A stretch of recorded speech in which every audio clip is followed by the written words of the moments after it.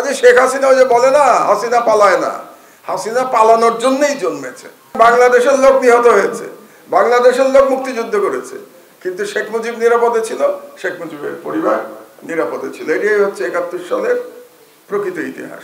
প্রথমবারের মতো কিন্তু শেখ হাসিনা পালায় নাই, এটা শেখ হাসিনার তৃতীয়বারের পলায়ন, এটা আপনারা ভুলবেন না। ইতিহাস সঠিকভাবে আমাদের সবার জানতে হবে। ৩ বার পালিয়েছে শেখ হাসিনা, এটা তৃতীয়বারের পলায়ন। ৩ বার, প্রথমবার কবে পালিয়েছে? যখন তার পিতা নিহত হয়েছিল ১৯৭৫ সালের সেনা বিদ্রোহে, তার পিতা নিহত হয়েছিল এবং বাকশালের পতন হয়েছিল। তখন সে বাংলাদেশ থেকে পালিয়ে, সে তখন বিদেশে অবস্থান করছিল।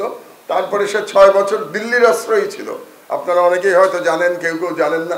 ৭৫ থেকে ৮১ ৬ বছর দিল্লির আশ্রয় ছিল এবং দিল্লি থেকে তাকে ব্রেন ওয়াশ করা হয়েছে।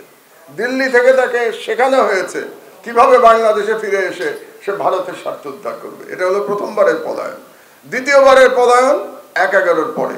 ১/১১-র পরে যখন সেনাবাহিনী থেকে বলা হলো ২ নেত্রীকে পালিয়ে যেতে, ২ নেত্রীকে বলা হলো আপনাদের দেশ থেকে বের করে দিলে আপনারা বেরিয়ে যাবেন, তাহলে আপনাদের বিরুদ্ধে কোনো মামলা দেওয়া হবে না।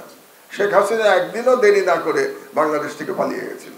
শেখ হাসিনা, বেগম খালেদা জিয়া পালান নাই, শি রিফিউজড। তিনি বলেছিলেন আমি বাংলাদেশ ছেড়ে যাব না। আমি ইতিহাসে নিয়ে লেখাপড়া করি, এই জন্য আপনাদেরকে জানাচ্ছি। যখন বেগম খালেদা জিয়া বললেন যে আমি যাব না, তখন একটা মজার ঘটনা ঘটলো। তখন তো পলিটিক্যালি বেগম খালেদা জিয়া জিতে গেলেন হাসিনার উপরে, কারণ তিনি আর্মিকে চ্যালেঞ্জ করলেন, মঈনকে চ্যালেঞ্জ করলেন, চ্যালেঞ্জ করে বললেন আমি যাব না, আর হাসিনা পালিয়ে গেল। তো রাজনৈতিকভাবে হাসিনা পরাজিত হয়ে গেল। তখন মারা গেছেন ভদ্রলোক, সাংবাদিক ABM মুসা, আপনারা নাম শুনেছেন নিশ্চয়ই। ABM মুসা তো আওয়ামী লীগ, উনি আওয়ামী লীগেরই ছিলেন, উনি শেখ মুজিবুর রহমানের MP ছিলেন ৭৩ সালে। তো ABM মুসা শেখ হাসিনাকে ফোন করলেন, ফোন করে বললেন তুমি এটা কি কাজ করলা, তুমি পালিয়ে গেলা, খালেদা জিয়া থেকে গেল, তো তুমি তো রাজনীতিতে আর ফিরতে পারবা না। কারণ খালেদা জিয়া বলবেন যে উনি সাহসী, উনি আপোষ করেন নাই, উনি আপোষহীন, যে কারণে খালেদা জিয়াকে আপোষহীন বলা হয়, যে উনি ফিরবেন না। তখন শেখ হাসিনা উন্মাদ হয়ে গেল ফিরে আসার জন্য। শেখ হাসিনাকে তখন ফিরতে দেওয়া হয় নাই ইনিশিয়ালি, এটাও আপনারা হয়তো জানেন না। এই কারণে তখন হোম মিনিস্টার ছিল ইত্তেফাকের মইনুল হোসেন সাহেব, হোম মিনিস্টার ছিলেন। তিনি রাজি হচ্ছিলেন না শেখ হাসিনাকে ফেরত আনতে।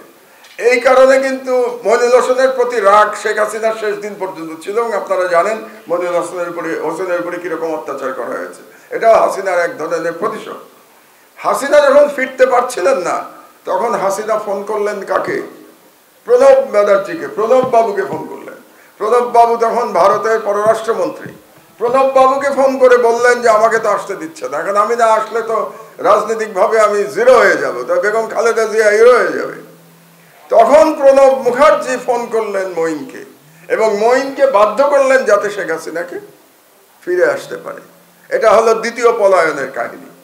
এবার হলো তৃতীয় পলায়ন। কাজে শেখ হাসিনা যে বলে না হাসিনা পালায় না, হাসিনা পালানোর জন্যই জন্মেছে। হাসিনা পালায় না মানে কি? ও বারে বারে পালায়, ও তো পালাবেই, ওর জন্ম হয়েছে পালানোর জন্য। এবং ওর পিতাও তো পালিয়েছিল, শুধু ও কেন পালাবে? ওর পিতা কি 71-এ পাকিস্তান আর্মির কাছে সারেন্ডার করে নাই? সারা বাংলাদেশের জনগণকে রেখে শেখ মুজিব পাকিস্তান সেনাবাহিনীর কাছে আত্মসমর্পণ করেছিল নিজের জীবন দিয়ে, এবং শেখ মুজিবের পুরো পরিবার নিরাপত্তা পেয়েছিল পাকিস্তান আর্মির কাছে। সুতরাং বাংলাদেশের লোক নিহত হয়েছে, বাংলাদেশের লোক মুক্তিযুদ্ধ করেছে, কিন্তু শেখ মুজিব নিরাপদে ছিল, শেখ মুজিবের পরিবার নিরাপদে ছিল। এটাই হচ্ছে ৭১ সালের প্রকৃত ইতিহাস। এবার সে পালিয়েছে, আমরা কিন্তু চাই এবার পালিয়ে তাকে বাঁচতে দেওয়া যাবে না, এবার তাকে ফিরিয়ে আনতে হবে, ফিরিয়ে তার বিচার করতে হবে। আমি বন্ধুত্ব শব্দটা বলবো না, আসলে প্রতিবেশীর মধ্যে বন্ধুত্ব খুব কঠিন, কারণ প্রতিবেশীর মধ্যে নানা রকম হিসাব কিতাব থাকে, কম্পিটিশন থাকে, স্বার্থের ব্যাপার থাকে। এখানে বন্ধুত্ব টন্ধুত্ব চলে না। ভারত যদি বাংলাদেশের সাথে একটা ভারসাম্যমূলক সম্পর্ক চায়, আমি এই শব্দটাই বলবো, ভারসাম্যমূলক সম্পর্ক। আমরাও চাই ভারতের সাথে ভারসাম্যমূলক সম্পর্ক। এটা যদি চায়, তাহলে অবশ্যই শেখ হাসিনাকে বাংলাদেশে ফিরিয়ে দিতে হবে, যাতে আমরা শেখ হাসিনার বিচার এই দেশে করতে পারি। এবং এটাই হবে আমাদের মিনিমাম ডিমান্ড ভারতের কাছে। এবং এই ডিমান্ডের উপর বেসিস করেই আমাদের ভারসাম্যমূলক যে সম্পর্ক সেটার সূচনা হতে হবে।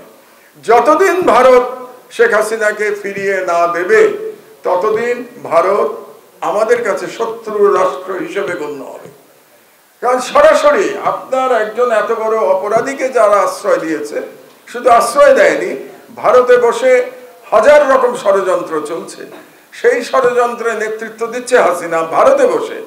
কাজে এর থেকে বড় শত্রুতামূলক কর্মকাণ্ড আর হতে পারে না। কাজে এখন পর্যন্ত ভারত প্রমাণ করেছে যে India is an enemy of Bangladesh.